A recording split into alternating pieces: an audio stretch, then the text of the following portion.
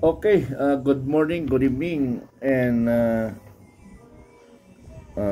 good afternoon sa mansulok tayo ng daigdig. Pakinggan natin itong pangyayari. Ibay natin naman ang kwento, ano, para mabago naman ang ating mapakinggan.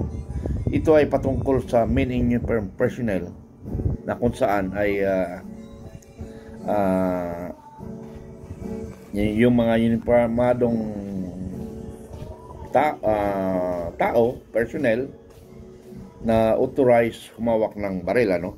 So, pag authorized kang humawak ng baril, kailangan talaga maging maingat ka. You are fully trained handling of weapons or firearms, ano? Kasi nga, nakikita natin dito sa kwentong ito, tatlo ang nakita ko dito. Una, nervyoso. So, pag sabihin ng nervyoso, duwag or kulang sa training. Pangalawa, hindi niya alam kailan dapat gamitin ang baril. Pangatlo, siguro maaring mayabang siya. So, alin sa tatlo ang makikita natin dito? So, kayo mismo magkaroon ng conclusion dito sa kwento na ito. Pakinggan natin muna bago tayo magbigay ng kanya-kanyang kuro-kuro o conclusion sa kwentong ito. Ano? 2017, habang tahimik na nag-aantay ng masasakyan ng sundalong ito dahil sa pananabik na makauwi para makita ang kanyang pamilya, ay bigla na lamang may lumapit sa kanya na dalawang mga personahe at agad itong pinagbabaril. Ang sundalo ay kinilala bilang si Private First Class Rodilo Torres Bartolome ng 53rd Infantry Battalion, isang sundalong pinayagang makauwi sa kalagitnaan ng bakbakan sa Marawi para lamang sana masilayan at makapiling ang kanyang pamilya sa napakaikling sandali. Pero nang dahil sa pamamaril sa kanya ay agad itong bumagsak dahil sa siyam na balang bumaon sa kanyang katawan. Sino ang mga bumaril? Mga kaibigan, wala ding iba kundi ang mga kapwa niya ding uniformado na miyembro naman ng Philippine National Police. Wala man lang babala, ni walang tanong, walang pagkilala, pero basta na lamang itinumba. Ito ang kwento ng isang sundalong nakaligtas nga sa impyerno ng Marawi, ngunit hindi sa kamay ng mga taong dapat sana'y kakampi. Mayo 23 taong 2017, nang sumiklab ang isang madugong labanan sa Marawi City at isang grupo ng mga terorista, ang Maute at Abu Sayyaf na may kaugnayan sa ISIS ang nagtangkang sakupin ng lungsod. Sa gitna ng mga putukan, pagsabog at pagkawasak ay isang sundalo ang tahimik na naglingkod. Si Private First Class Rodilo Torres Bartolome ng 53rd Infantry Battalion. Araw-araw humaharap sila sa peligro. Airstrike sa taas, snipers sa dilim, mga biktimang sibilyan sa bawat sulok, pero kagaya din ng ibang mga sundalo, si Bartolome ay hindi lamang lumalaban para sa kanyang bayan, kundi lumalaban din siya para rin sa pag-asang makakabalik ito sa pamilya. Kaya naman makalipas ang 3 buwang gera, ay pinayagan siyang makauwi sa ilalim ng tinatawag na overnight pass, isang dokumentadong nagbibigay ng limitadong oras para makalabas ng kampo, pero karaniwang nagtatagal lang ito ng isang gabi. Hindi ito bakasyon, isang pansamantalang kalayaan upang makauwi, makayakap sa pamilya o magpahinga mula sa matinding tensyon ng serbisyo. August 23, 2017, ay dito ginamit na nga ni Bartolome ang pass na iyon upang makauwi kahit na saglit lang para makapiling ang pamilya. Hindi niya alam, ang daang dapat sana'y patungo sa kanyang pamilya ay patungo pala sa kanyang kamatayan.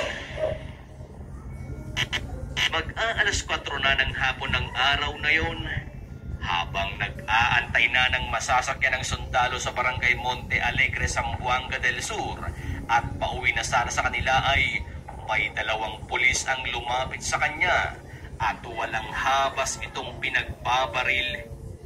Bulagta at agad na binawian ng buhay ang sundalo dahil sa siyam na tama ng bala sa kanyang katawan. Ano ang dahilan? Ito ay dahil sa napagkamalan lamang naman ng sundalo bilang isang mamamatay tao. Hahabulin ba talaga? Ang tamis na di matiis. Skyflakes kondensada.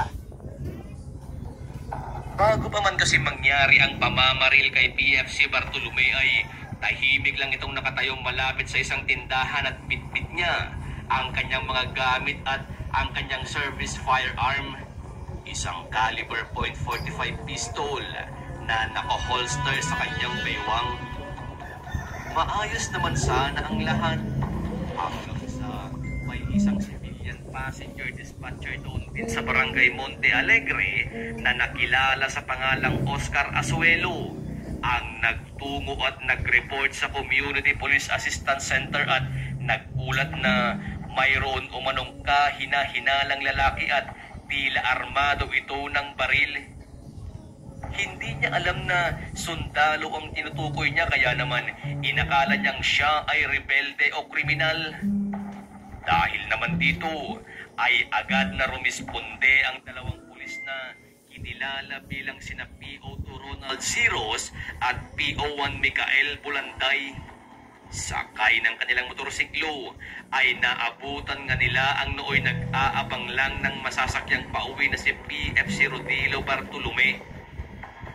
Subalit sa halip na tanungin o lapitan si Bartolome ng maayos ay bigla na lamang siyang tinutukan ng baril at kalaunan ay sunod-sunod na naputok ng baril ang umalingaw-ngaw sa paligid. Bagsak dahil sa siyam na balang bumaon sa katawan ng biktima. Ayon sa unang pag-iimbestiga ay sinabi ng 2 pulis na unang bumunot at nagkaputok ng baril si PFC Bartolome, bagay na siyang naging dahilan umano para gumanti rin ng putok ang mga ito. Subalit taliwas naman ito sa kwento ng mga testigo. Ayon kasi sa salaysay ng 3 testigo ay hindi bumunot ng baril ang sundalo. Ang totoo pa nga umano ay kinuha pa niya ang ID niya para magpakilalang sundalo, pero hindi siya pinakinggan ng mga ito. Pagkos ay agad siyang pinaputukan ng sunod-sunod bagay na naging dahilan para bawian ng buhay ang sundalo. Huli na ang lahat nang makita ng mga pulis ang ID nito na nagpapatunay na hindi nga siya kalaban kundi isang sundalo. Sumang-ayon din ang mga taga-NBI na hindi nga bumunot o nagpaputok ng baril si Bartolome dahil ayon sa nakalap nilang impormasyon ay ang baril niya ay fully loaded pa at naka-holster pa rin nang siya ay mamatay. Dahil dito ay agad na tinanggal muna sa serbisyo ang 2 pulis habang kasalukuyang gumugulong ang kaso. Sa pangyayaring ito ay labis ang naging lungkot ng kanyang pamilya.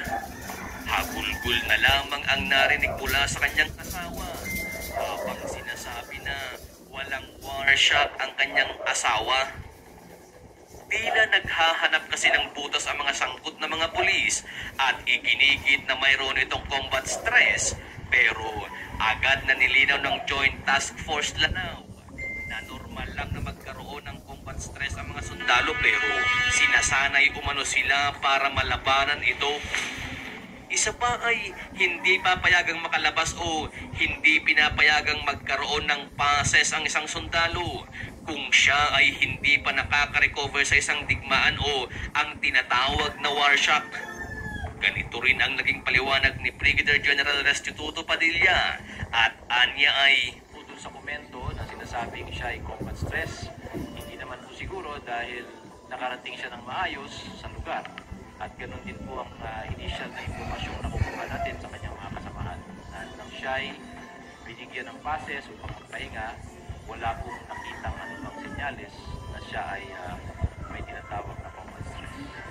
Siniguro din ng Nooy Hepe ng PNP na si Ronald Bato de la Rosa na makukuha ng pamilya ang hustisya, pero sad to say mga kaibigan, dahil sa kasalukuyan, as of this recording ay wala pang malinaw na bagong update ang lumalabas sa publiko hinggil sa kaso laban kina PO2 Ronald Siros at PO1 Mikael Bulanday matapos ang initial murder charges na isinampa sa kanila noong August 2017. Ganun pa man, nasampahan man sila ng murder charges ay wala pang record ng pagpasok ng mga ito sa aktual na trial o kondisyon ng pagkakakulong mula sa mga pinakahuling available na public records. Sa madaling salita, ang kaso ay tila lumamig na dahil sa kasalukuyan ay wala pang opisyal na talakong ang dalawang pulis ay nakasuhan na sa korte o kung nakulong na ba o nasentensyahan. Pero mahalagang tandaan mga kaibigan na ito ay batay lamang sa pinakahuling update na mababasa online. Ganun ba man, hindi naligid sa atin ngayon na tila marami na sa mamamayan ng Pilipinas ang hindi na nagtitiwala sa mga pulis. Sabi pa nga ng iba ay mas nakakatakot pa nga sila kesa sa mga totoong kriminal. Ikaw kaibigan, ano ang masasabi mo tungkol dito? Sarap saya with Chowking Laureate. Centrum Silver Advantage for age 55. Okay, sandali lang ha. Baka may kadugtong pa. Okay, wala na, no? So, opinion natin lahat. Base sa ulat na ito, ang opinion ko dito, una, opinion or conclusion ko dito, talagang may pagkakamali ang pulis. Bakit? Dahil hindi na nagamit ang SOP sa mga ganitong okasyon. Dalawa sila, napakahirap rin mag-aaristo ka na may baril na dalawa lang sila. So hindi nagamit nilang ang SOP doon. Dapat bumaba sila sa motorcycle at ang isa ang lalapit doon sa tao na armado. Pangalawa, yung isa ay dapat naka-ready na siya, ready to fire. Kalabit na lang, in 1 second kailangan may putok niya kung bubunot yung tao. So ganun yon ang pag-aaresto. Isang lalapit na nakabunot rin ng baril, para sila nakabunot ng baril isang lalapit, pero isa nakasuporta. So siyempre pag nakalapit siya, normal mayroon siyang gagalawin sa katawan. So kung gagalawin niya ang katawan ng inaaresto niya, ay delikado siya. So dapat may supporting siya. So ganun ang roles dapat. Ganun ang roles dapat. Hindi yung base doon sa picture na nakita ko, naka-motorcycle, tumutok. Anong tawag doon? Katangahan. Katangahan yon, nervyoso, walang alam. So nandun na lahat doon sa police na yon. Kung tama yung video na yun, na nakamotor, tumutok, ay gago, tanga. And dapat mga ganyan, mga cases na ganon, lagi yan ini-example sa lahat ng training. Although sabihin natin na nagaganap yung training na ganon. Pero, ang tanong ko dito, mga kaibigan, siguro, sabi natin, nagawa na yung training. Dalawa ang makikita ko dito. Nervyoso at kayabangan. Nervyoso or kayabangan. Pabilib sa tao na kayang pumatay ng kahit sino man. Gago ka pala. Gago pala kayo Normal kaya mong pumatay because may baril ka Subukan mong magtapang-tapangan ka na walang baril. Sige nga kung tingnan ko kung mauubrang kayabangan nyo. Ganun yon. Hindi ko sinasabihan na yung pulis ay mga gago. Hindi. Doon sa case na yon, Doon sa case na yan ang tinutukoy natin. Kasi marami namang pulis, marami akong kamag-anak na pulis rin. Pero ang tinutukoy kasi natin dito yung case na yan, yung case na yan. So, mga kaibigan, mali talaga. Maling-mali ang pag-aaresto. So, yung ganon, napatunayan ng NBI, ng investigation, na mali ang statement ng investigator during the first investigation ng police. Kasi siyempre kasama nila, gagawa ng butas yan. Normally, kahit saan man yan, gagawa ka ng palusot. Pero, dapat ikaw, commander, huwag kang magkonsinti sa tao mo. Kung nagkasala. Kasi buhay rin ng tao namatay. Mabuti nga lang sila, makukulong lang sila, matatanggal serbisyo yung namatay, magkaiba, di ba? Dapat hindi natin konsintihin. Kasi nga, mali nga. Mali yung commander. Mali ang commander, ano?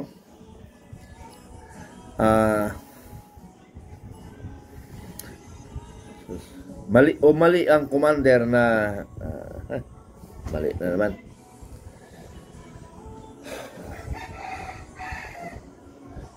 Mali ang commander na may pumasok naman na kwat.